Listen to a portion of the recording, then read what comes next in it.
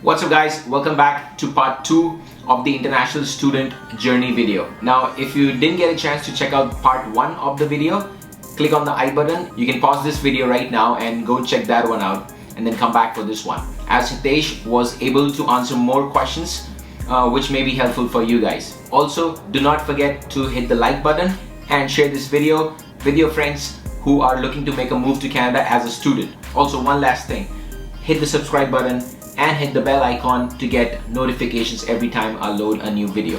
Hope you guys enjoy it.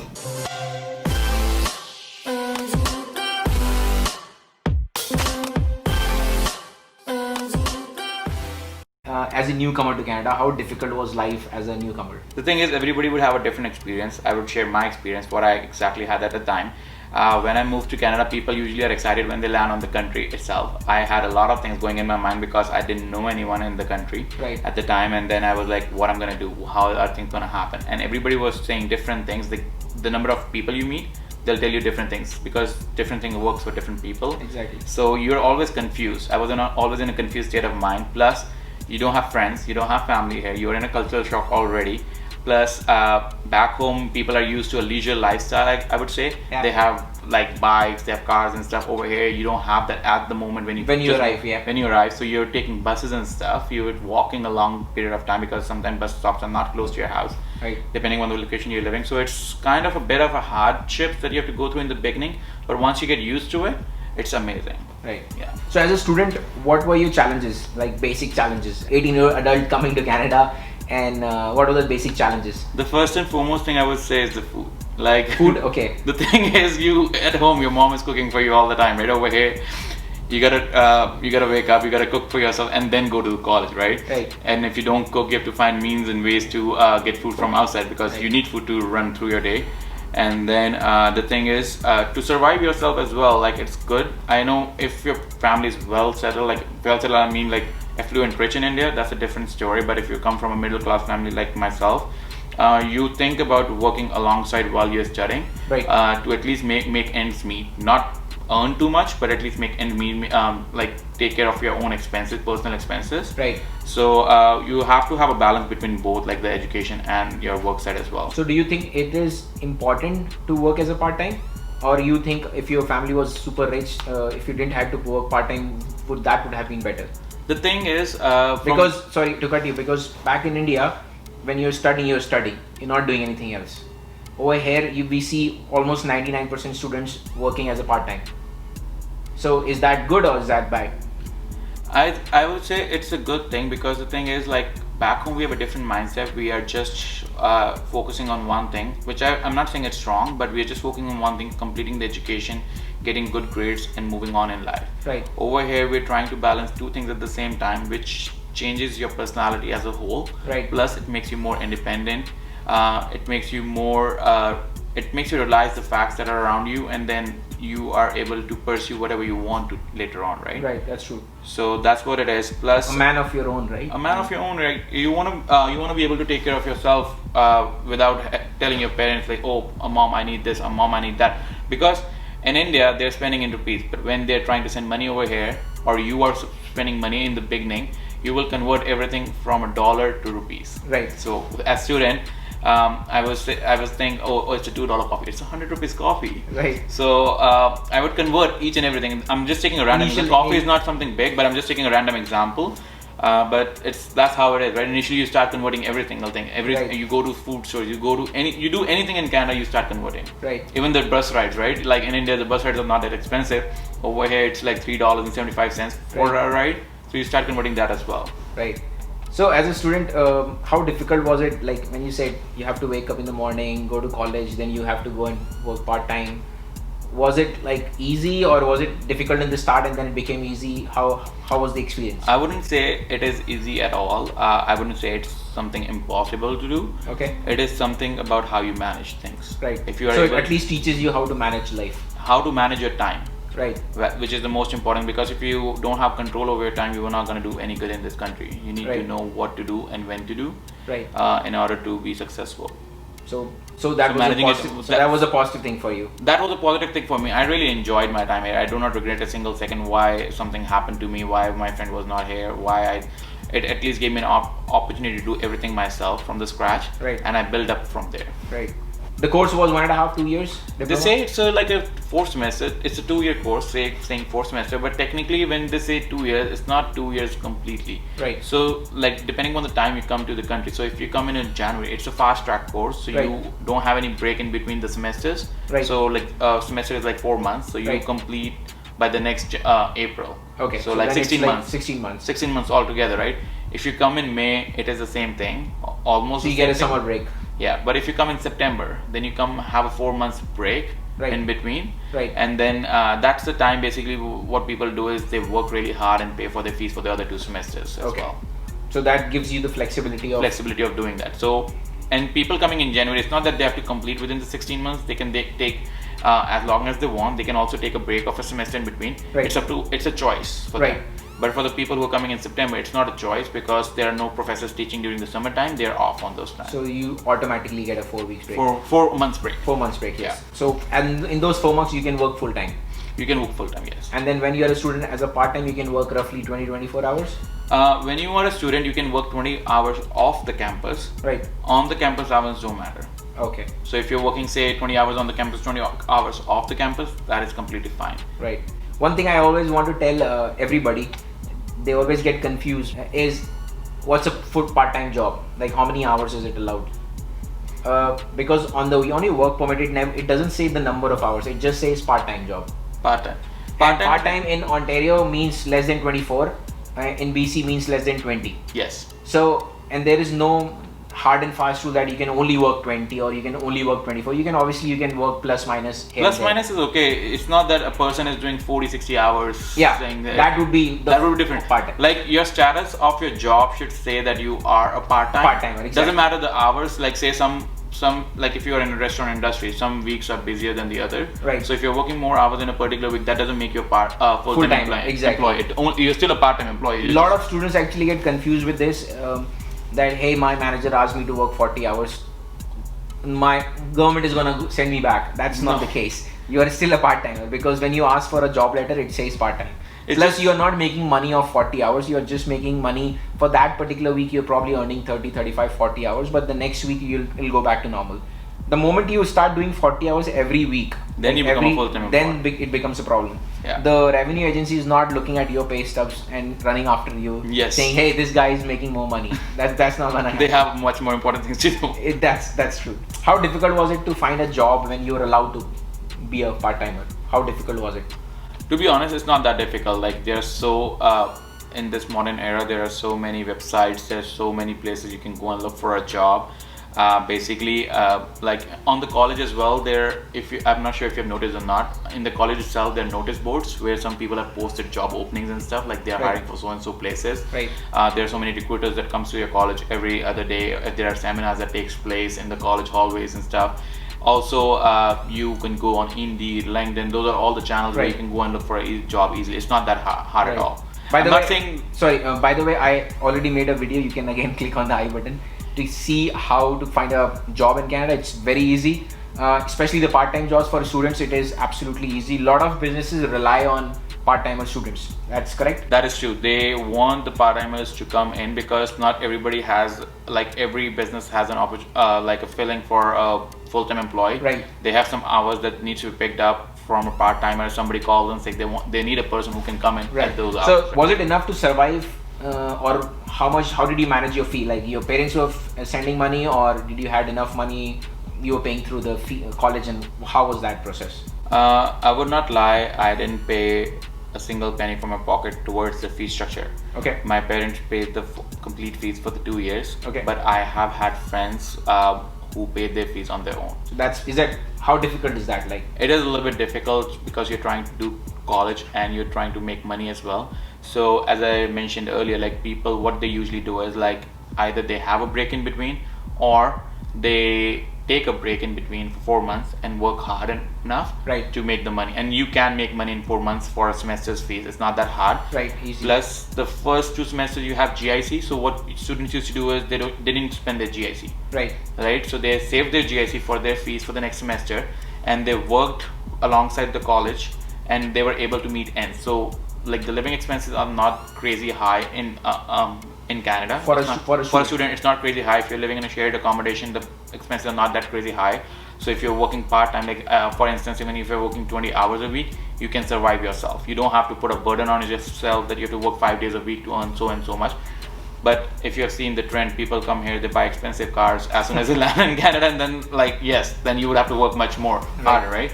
Because then you have to make car payments and stuff, all those things. So you said your parents did the fee part, but you did the survival part on your own. Yes, I didn't ask for money from them with regards to my living expenses or anything else.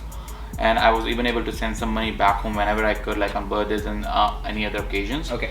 But yeah, it's not that difficult. So every month, how much you used to spend as a student, or rather, how much you can survive as a student?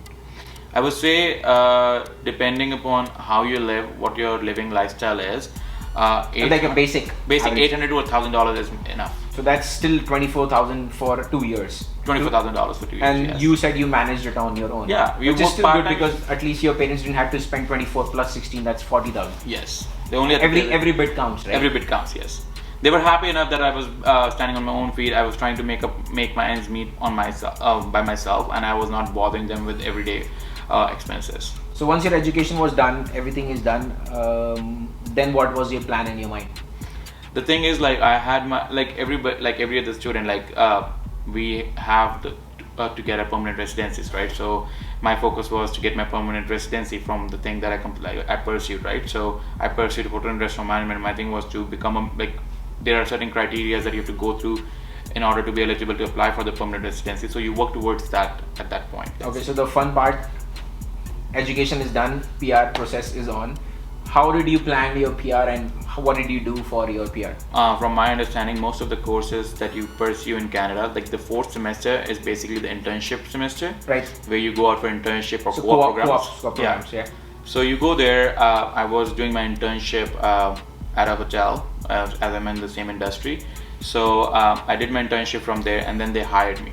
Okay. So most of the times you get hired where you do the internship. So co-op is important. Co-op is important part, right? Because based on that you will get a job. Right. Because the skill set that you're gonna learn at the time of the internship, that's what you're gonna put on your resume. That's what the employer is gonna see when they're hiring you. Right. So you were doing it. So you got the job offer there itself. Yeah. And they applied for your PR, or you applied on your own? How was the process? Basically, they don't apply for your. I don't think so. In my opinion, none of the employers would apply themselves for your permanent residency unless and until they are saying it upfront. Right. But most of the times, like, you apply it yourself. They just hire you. They just hire a middleman, like a lawyer or somebody, and they'll say, "Hey, go through them," because they understand laws better than the employer would. Either they would tell you to go through the immigration lawyer, or sometimes, like as I said, there are different to get the permanent residency. There are different criteria. There are different things that you have to go through. So not always you will need the help of an employer to apply for your permanent residency. Right. I don't know if you want to make another video on that. Yeah. That's totally a different topic, but right. There are different scenarios. Like, not all the time that you need the help of the employer. If you're doing, like, if you're following one of the NOC codes, right, and you fall under that code and you have completed a year of work experience in that particular code, right, then you're eligible to apply. You don't need the help of the employer. Just to clarify, he's talking about the NOC code, which is required for the express entry. Again, you can check out the video. You'll see what code is required for which job and how much points you'll get for and how much experience you need for that particular code. So you were talking about the NOC code for that for the job you were applying for. Yes. So the job you were working, you got the NOC code and then you applied for it. By the way, none of the employer applies for your PR. They just give you the paper you need to apply for your residency. Absolutely, yes. So obviously, if you hear employer is applying for it, definitely not. They'll just give you the paper. And that also not all the cases. Like employer will ask a lot of questions. Sometimes they're not even comfortable giving you the papers. Yeah, so, because it's not. As I said, it depends on the paperwork you're asking. So if you're asking just for an offer letter, that any employer would give you. So obviously, it's all about what document you're asking from your employer, because a lot of employers are not ready to give all the papers, because again, that's a private and confidential document, right? So they don't want to share it with the lawyer or you or whatever, just to help you. But if they can, they will definitely do that. But again, they're not paying they're not taking too much pain, because they already have so much labor force here. Yeah. So they're not going to help you unless you're working for an IT job and you are really precious. Or you're in the good books of the employer itself, right? If you're Yeah. doing really good and he really likes you, like the employer, he or she really likes you, then yeah, they would help you out. So how was the process of getting the PR? Was it difficult? You applied on your own? Talk us about that. So the thing is, I applied everything on my own. After my internship, I worked for a year. As I said, like you have to work for need to have 1 year of experience, Right. work experience after your studies. So I did that. After that, as a manager or as just a regular team member, or my employer was impressed with my work and he promoted me to a front desk manager. Sweet. Like a duty manager, not a front desk manager I would say, but a duty manager at the time. Right. So which was eligible for one of the NOC codes, and I was Right. eligible to apply for permanent residency after 1 year of work experience. Okay. That- You said you did everything on your own. Yes. See, I keep telling you have to do it on your own. The thing is, safe sign, right? It's just people are afraid to do their own. They're afraid to complete the paperwork, but it's very simple. Yeah. Like on the website, like CIC is the website that you usually go on. You have all the knowledge, all the information that you need on there. Right, You yeah. just need to sit down and read through carefully. Yeah. And once you do that, it's pretty simple. It's not rocket And science. most important, it's not that you fill a wrong document and your file will be rejected. No, they'll they'll send it back to you and they say, hey, this is wrong, just fix it and then send it. It's just gonna increase the time, that's it. It will save you a whole bunch of money. It will save you, like, if everything is in place and if you don't need much help from an employer will roughly charge you around $25 to like $4,000 just for the application process. Yeah. And which is like A an hour and a complete half waste of job which you can do on yourself, by yourself. Yeah. Exactly. So so you got the PR, and how long was the process and when you got the PR? So after re-education? Because I was not eligible for the express entry, there is a point system that you have to go through, and my Exactly. points were not enough Because to file of the fact that you did only 10 plus 2 in India and then Yes. you came over here. If you do graduation back home, you will have way more Just points 1 than year me. experience and then you're good. Yeah. So I spoke to a few immigration lawyers. I spoke to one of those immigration lawyers sitting in BC, and he said that, okay, no worries, we'll help you out. You just come here. He asked for a $10,000 fee that they charge. Right. They said, come over here, we'll help you find a job, we'll get you the job, we'll get your permanent residency done by the way of provincial nomination. Right. And everything. So $10,000.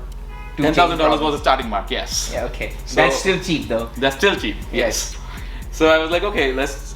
So me and my friend, we were in the same boat. So we decided to move to Vancouver at the time. So So you moved from Toronto to Vancouver for your PR. So I went to Vancouver. We spoke to the lawyer over there again, and then he had a completely different story. So don't believe the lawyers. Okay. Yeah. What they say. So if you have a trustworthy lawyer, if somebody is recommending you a particular lawyer, maybe yes, go through them. But lawyers are a bit tricky. From what they say to what they actually do, it's Exactly. totally different. Right. So when we reached there, they told us a totally different thing, and we were like, no, we don't want to do it. You're charging us $10,000. You're getting us a petty job, and then like, yes, you will help us, but this is not going to help us in our They were career basically development. just doing the paperwork, nothing else. Yeah.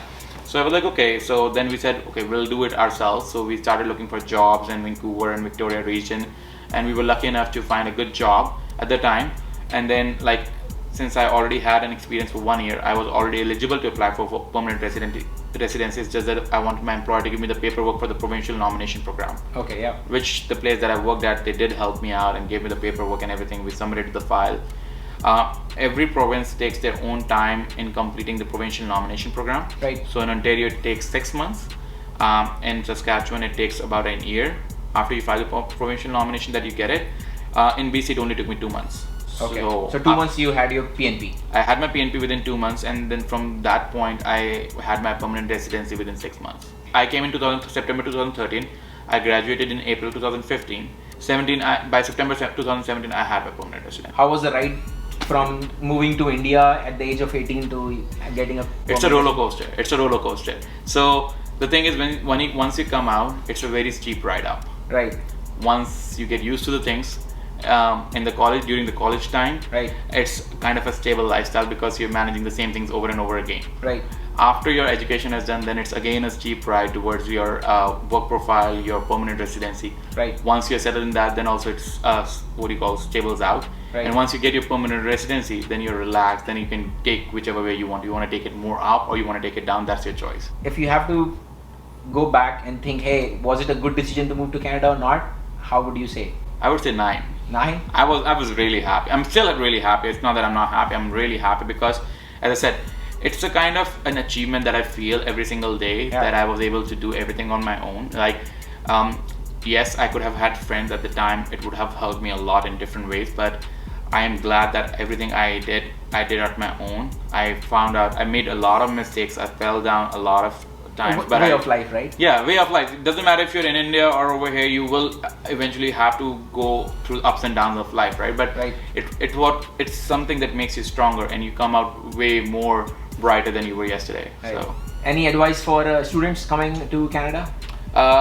a piece of advice that I would like to give to our viewers or subscribers is, would that be, first of all, don't believe what anybody tells you. Do your research on the matter yourself.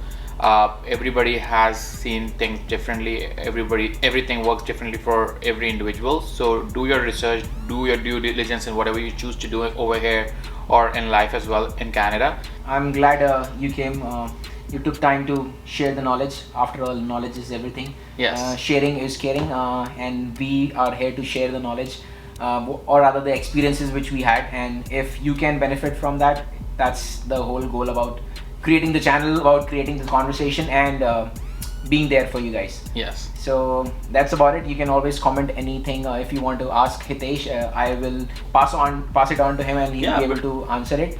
If the not, thing is, we might be wrong in some of the information. Definitely. As I said, like, we have a different experience, what we share, and then people might have different experiences. So if you hear something from someone else and you have doubt, or you're in a dilemma that you don't know what it is, you can always let us know, and we'll be more than happy to answer your questions in the best possible way we can, right? Absolutely. That's all for today, guys. Hope you guys enjoyed the video. Let me know in the comment section if you have any questions for him. I may be able to answer, or he may be able to answer for you. I'll catch you guys in the next one. Thanks for watching. Take care of yourself. Peace.